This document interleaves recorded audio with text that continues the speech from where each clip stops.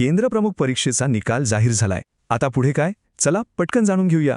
सर्वात आधी यशस्वी झालेल्या सगळ्या शिक्षकांचं मनापासून अभिनंदन. खरंच ही खूप मोठी गोष्ट आहे.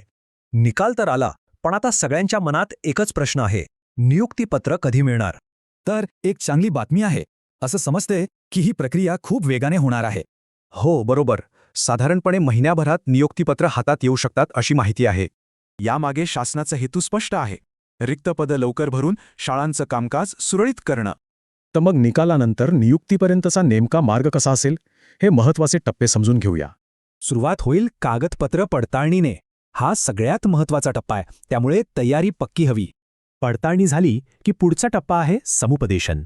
इथेच पोस्टिंग कुठे मिळणार हे ठरेल. मग आता नक्की काय करायला हवं?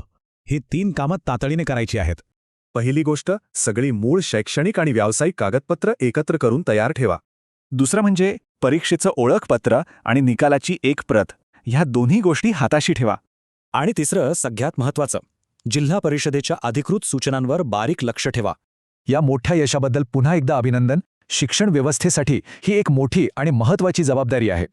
आता प्रश्न हा आहे की हे नवीन नेतृत्व आपल्या शाळांमध्ये काय बदल घडून आणेल.